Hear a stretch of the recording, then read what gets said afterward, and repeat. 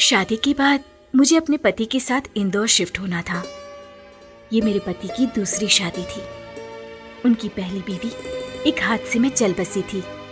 हम दोनों ने एक 3 मंजिला बिल्डिंग के दूसरे माले पर 2 कमरों का एक फ्लैट किराए पर ले लिया था। सब कुछ ठीक ठाक चल रहा था। फिर न जाने किसकी नजर लग गई हमारी जिंदगी पर। आनंद रोज शराब पीकर आने लगे और मुझे इस घर में कुछ अजीब सा लगने लगा। ऐसा लगता कि मानो कोई है जो मुझे घूर रहा है। मैंने सोचा कि शायद मेरा वहम है, पर उस रात नहीं रह पाओगी यहाँ, नहीं रह पाओगी। उठो आनंद, आनंद उठो, आनंद। क्या हुआ हिमानी?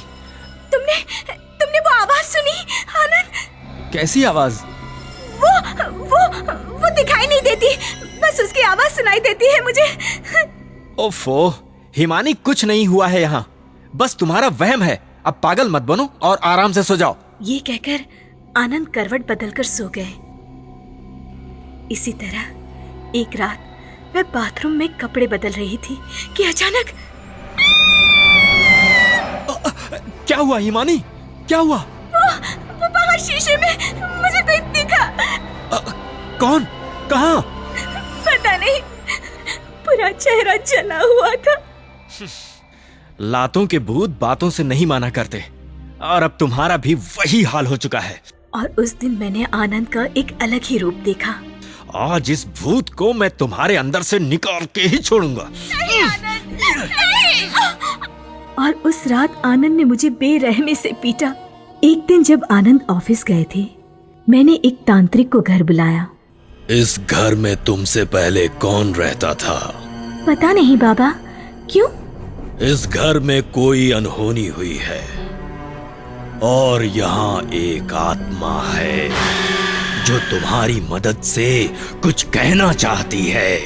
इसके बाद तांत्रिक बाबा ने कमरे के बीच में लाल सिंदूर से एक यंत्र बनाया और उसके ऊपर लोटे में गंगा जल रख दिया। अचानक घर के अंदर अजीब सी हलचल होने लगी। ऐसा लगा मानो कोई भूकंप आ रहा हो। इससे पहले कि मैं कुछ समझ पाती, तांत्रिक बाबा एक झटके में जाकर दीवार से टकरा गए।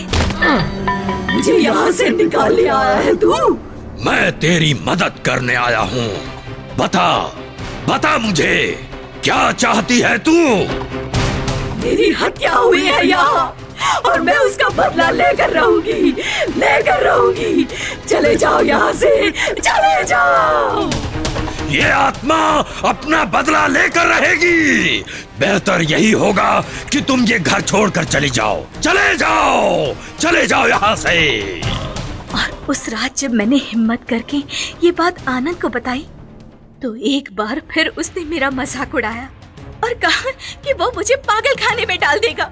मगर शायद सच्चाई सामने आने का वक्त आ चुका था। और उस रात आनंद क्या हुआ? क्या कह रही है वो तुमसे? वो मुझे घसीटकर खिड़की की तरफ ले जा रही है। मुझे वहाँ से नीचे फेंक देगी वो। मुझे बचा लो। कुछ नहीं होगा तुम्हें आनंद, कुछ नहीं होगा। मेरी आंखों के सामने आनंद मौत के मुंह में जा रहा था और मैं कुछ नहीं कर पा रही थी। मुझे बचा लो हिमानी, मुझे बचा लो। क्यों कर रही हो तुम ये सब? क्या बिगाड़ा है हमने तुम्हारा? खूनी है ये, खूनी है। मुझे इसी घर में जलाकर मारा था इसने। तुम्हें भी मार देगा। इसे मारा होगा इसे। उसकी हंसी कमरे में गूंज रही थी और फिर एक झटके में ही आनंद जमीन से उड़कर दूसरी मंजिल से नीचे जा गिरा और उसकी उसी वक्त मौत हो गई और कमरे में सन्नाटा छा गया।